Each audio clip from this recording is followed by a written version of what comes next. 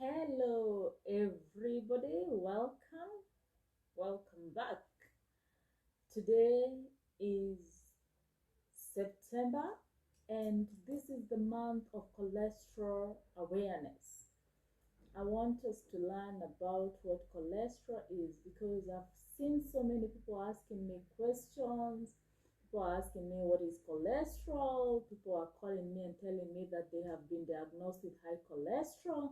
So I want us to demystify what this cholesterol is because September being a cholesterol awareness month, we better make good use of it.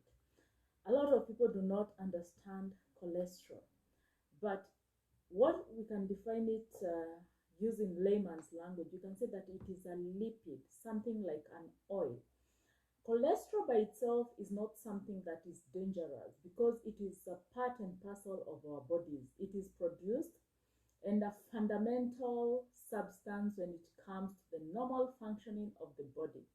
Cholesterol is predominantly produced by the liver and it can be found in some foods as well, but it is a very important component of the cell wall. But what happens when cholesterol reaches higher than the normal limits? It becomes dangerous because at that point it will cause the clogging of the arteries and many other problems. There are usually two types of cholesterol, and we are going to define them. We are going to explain what they are. And if you're able to hear me well, you can comment, you can say something so that we can know that you're live. If you have a question, you can ask. It will appear at the comments, and I will be able to answer your question. We have a condition that we call hyperlipidemia, and that is a condition that so many people are suffering from. The most shocking part is that initially this was not a big problem, but of late I have been finding many clients who are suffering from hyperlipidemia. This is a condition where you have higher than normal levels of lipids in your blood. What could be the cause of this sudden shift? Could it be that our lifestyle is wanting?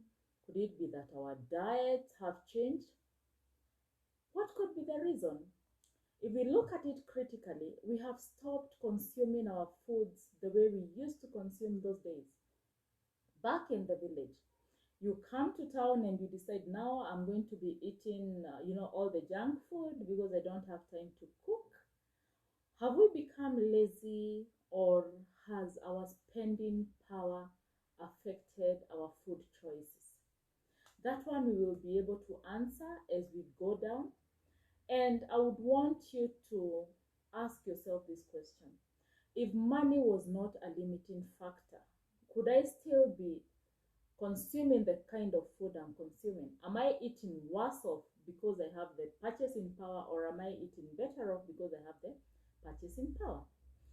So two types of cholesterol that we have. One is what we call the HDL, high density lipoproteins. The HDL is what we call the good cholesterol. So why is it good cholesterol? So you find that the work of HDL is to carry cholesterol away from the cells and back to your liver, where it is broken down or released from the body as a waste product. That is a positive effect. But what happens when we have the other type of cholesterol, what we call the LDL, the low density lipoprotein? So the LDL transports cholesterol to the cells. So this one brings to the cells, which is needed for the normal functioning. The problem is when there is excess LDL in the body, when there is excess of it, it can build up in the arteries, the arterial wall, and you know what that means. If there's a buildup of any type of fat in the arterial wall, then that means there will be the narrowing of the arteries, and at the same time, the elasticity of these arteries will go down. So if the elasticity has reduced, it means every time blood is pumped, in your vascular band, it will not go, the arteries will not expand as they are supposed to expand. Therefore, this will cause some kind of pressure. And that is why I always say, when you find that you have high blood pressure, it is usually a sign or a symptom of something more. High blood pressure is not a disease by itself. So it is very important for you to get to know if you're experiencing high blood pressure, what could be the cause? Is it that the vascular elasticity has gone down? Or is it that there has been the narrowing of the arteries? It's very important to know. And that's why I tell people, it's important that every year you get a comprehensive check. So now back to our LDL. So once the LDL builds up in the arteries, you find that it restricts the way blood is being pumped to the rest of the body, to your brain. And that is why you find that a lot of people who have high blood pressure eventually will have some kind of memory loss. There will be a lot of fatigue. There will be feeling of dizziness. And these are signs that are not so good. So at this point when LDL builds up, this is the condition that we call the high cholesterol and part of hyperlipidemia. So you find that there are many, many things that come as a result of this build-up cholesterol. And one of them is the narrowing of the artery, what we call atherosclerosis.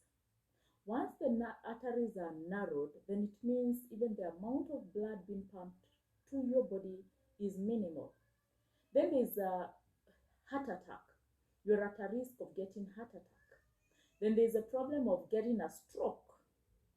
Then there's what we call transient ischemic attack. This is where you can get a scar tissue in your heart. Then they have the peripheral arterial disease. You have an increased risk of getting blood clots, coronary heart disease, and then what we call angina, which is some kind of very intense pain that happens in your chest and originates from the heart. So you find that to complicate even matters more, if you have high levels of HDL and high levels of LDL, which is the bad cholesterol, and low levels of HDL, which is the good cholesterol, then you find that the function of removing this cholesterol from your system goes down. And there are some of the things that will cause this high cholesterol in your system and things that will put you at risk. And one of them is unhealthy diet, especially diets rich in saturated fats. And that is what we have basically been consuming, because you find that most of the fats or oils being sold out there are not so healthy as we may think. So it is important to look at the kind of oil that you're using to prepare your food. And then you have people who smoke. So you find that smoking basically affects your arteries and it causes the hardening, therefore reducing the effectiveness of blood flow. And then we have diabetes. Uncontrolled sugars have become the major cause of some of these problems. And you find that some of the complications that we have that are diabetes related are things like what we call diabetes retinopathy. That is when your eyes get issues. A lot of diabetic patients, you always find that they have fatty liver. And the moment you have fatty liver, you find that a lot of the functionality and the efficiency of the liver goes down. And at the same time, if you have fatty liver, definitely your cholesterol levels will go high. And then you have high blood pressure also, puts you at risk of making you have higher than normal levels of cholesterol. And then we have family history of stroke, family history of heart disease, and family history of hypercholesterolemia. Large waist circumference, watu wa vitambi.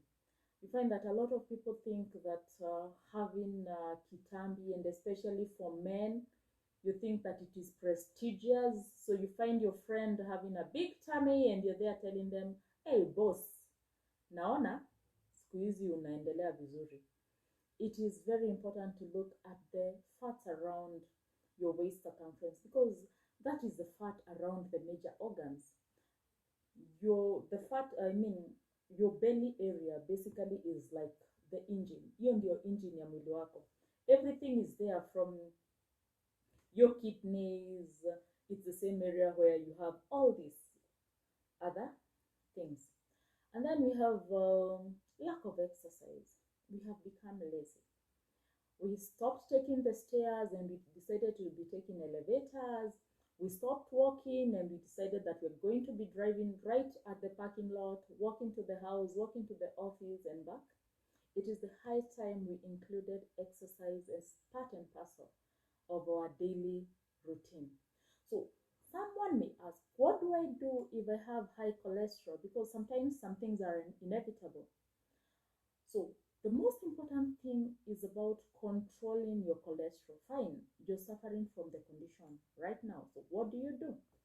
You have to adjust your diet. So a lot of people will ask, if I'm adjusting my diet, what are the kind of foods that I should eat?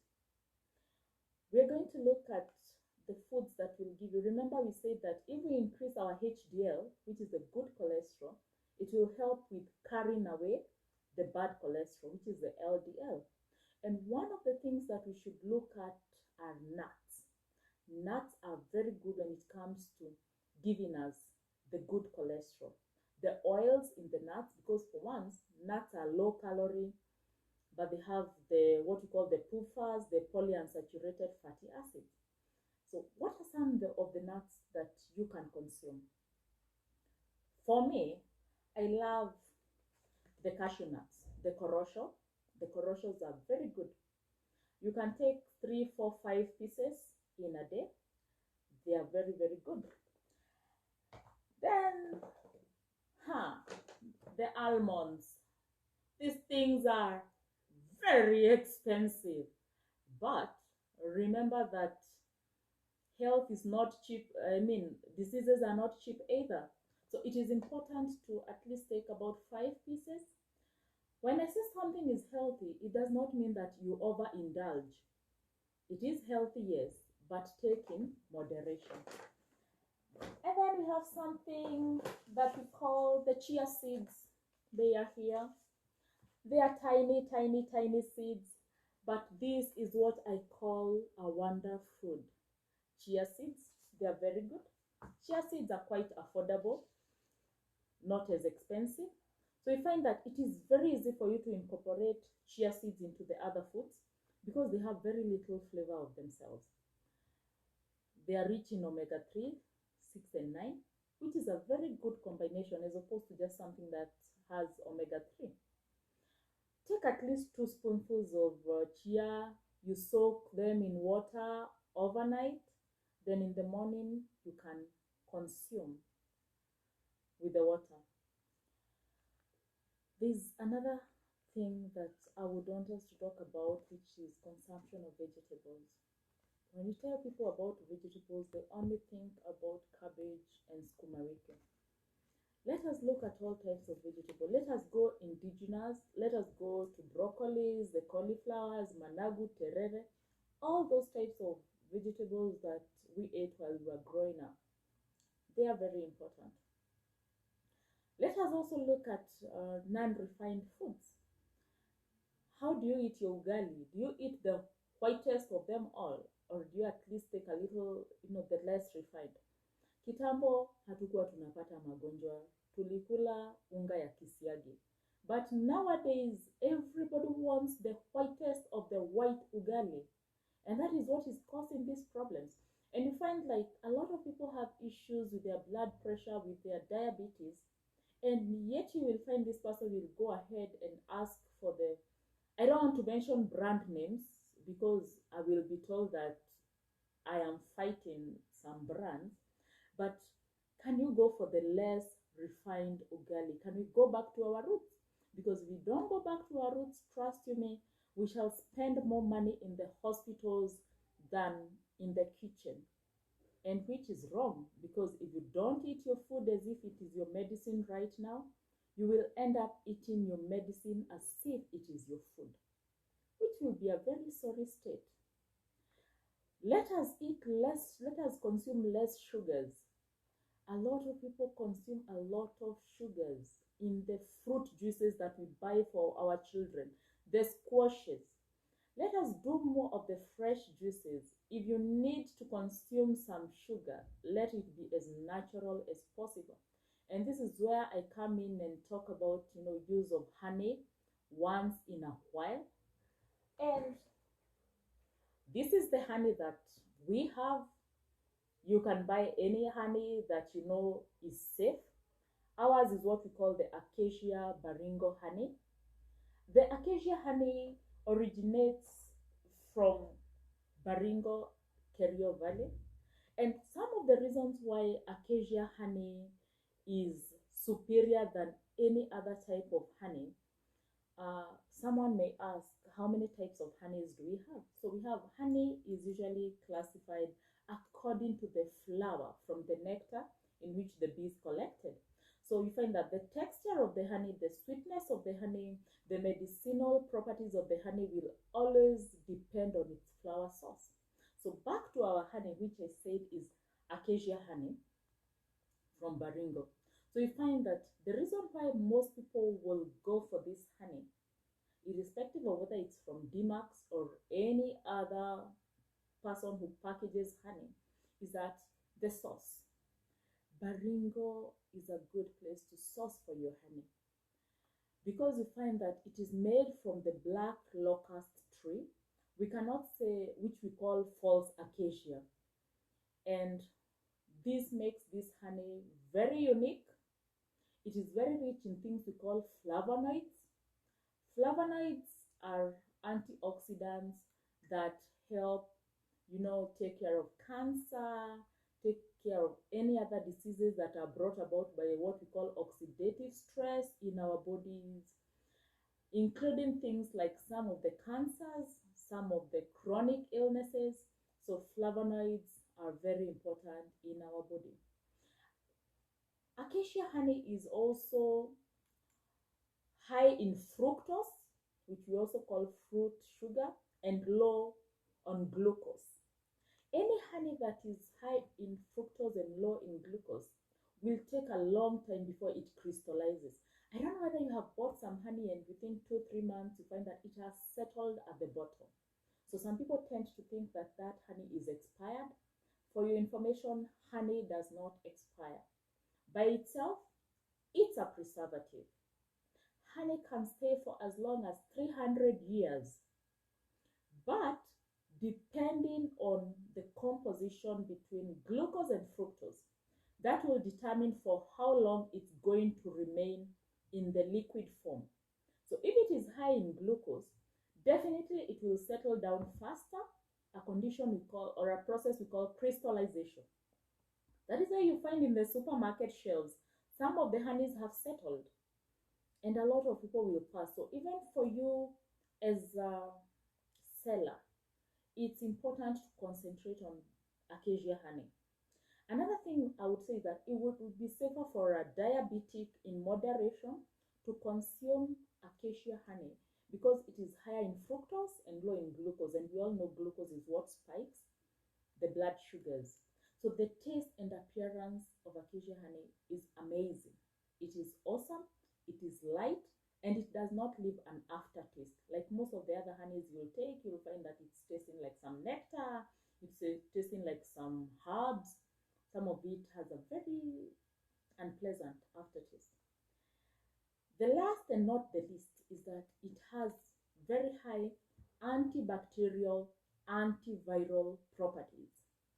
Acacia honey, when some of its components, when they come in contact with bacteria and some viruses, and especially those bacteria that are resistant, you find that it breaks down the cell wall, and therefore it is very easy to be able to take care of bacteria. I don't know whether you're aware, but They use honey when it comes to some of the wounds in the wound units, like somewhere like Kijabe, somewhere like Kenyatta National Hospital. You go and you find people who have very chronic wounds, wounds that take long to heal. They pack the wounds with honey, and they can only use this type of honey, acacia honey, to be able to help heal the wounds, kill the bacteria, and help with the regeneration of cells. It's also very good for the skin. For beauty purposes, acacia honey is amazing. So, those are some of the superfoods, and don't forget about the water. Most people never consume water. Some of the other beverages that we take are green tea. I always make sure that I have a cup of green tea each and every day. And I have it in such a big cup. Please don't condemn me. This is about 500 ml of my green tea, and I enjoy it with a little bit of honey. So, portion control of the food is also key. Let us not eat as if there is no tomorrow. Let us control what you're eating, and especially the carbohydrates. Let us look at our plates. And when all is done and said, let us also do a bit of exercises. And especially if you come from a home where there's a history of diabetes, high blood pressure, get to know that it affects the third and the fourth generation. So it's for us to be able to kick these chronic illnesses out of our system by ensuring that we eat well, we teach our children what to eat, and we show them by example. Fine, we may have the spending power, but why should you take so much time to accumulate your wealth only for you to use it on drugs? It doesn't make sense. If you don't treat your bodies well, they will end up revenging. Let us look at our bodies. Let us just treat them the way they're supposed to be. Because even the Bible says our bodies are the temple. And if you cannot treat your temple well, then I don't know who you're waiting to come and treat it well for you. So anybody who may have a question about cholesterol, about diabetes, any of these conditions, reach out to me through my DM. I will be able to answer all those questions. My number is on my profile also. And the honey is available, as I told you, in different towns. We have now stocked it at Olkalau, Thika, Nairobi, Nyahururu. Just make sure that you get the right product. So with those few remarks, somebody is saying we bring them on camera. So this is the Baringo honey that I am talking about. You can even see how clear it is. You can look at the color, it is golden. So that is how to tell how good the honey is. Another thing, when you tilt this bottle, it is supposed to have an air bubble that moves right from down here all the way up. And as it drips, it's supposed to drip with a continuous flow. Honey is supposed to be viscous, not free flowing as if it is diluted. These are the chia seeds. Just make sure that they are clean and they're nice. You soak them overnight, 2 spoonfuls, then you take in the morning. Chia seeds, these are nikorosho. Those are the chia seeds. And almonds, those are the almonds. In case you would want to purchase, not necessarily from us, anywhere, those are the almonds. 5 pieces of this every day will help manage blood sugar. Because every time that maybe you're on travel, huwezi nunua chakula, beba njugu. Even for the men, it's good for vigor and vitality. So, what are some of the issues that come with increased cholesterol? So, as we talk about increased cholesterol, it also affects our pressure. So, it can affect your eyesight. that's for sure. It can affect the men negatively, and especially when it comes to their libido. Also for the women, it can cause high blood pressure, it can cause a stroke. So when all is done and said, let us learn how to keep our cholesterol in check as much as possible. We would want to overindulge. Let us take less of those fats, the bad fats, mafuta ambayo haistahili. So how will we know the good fats? You will know. Any oil that is clear, we talk about oils that are from the seeds, things like sunflower seeds, rapeseed, and all those seeds. It is important to consume that kind of oil. Turudi kwa kisiagi, tununue unga, and if even we are buying from the shops, let us take the less refined. Let us go back to taking our pumpkins, our vegetables, and all that.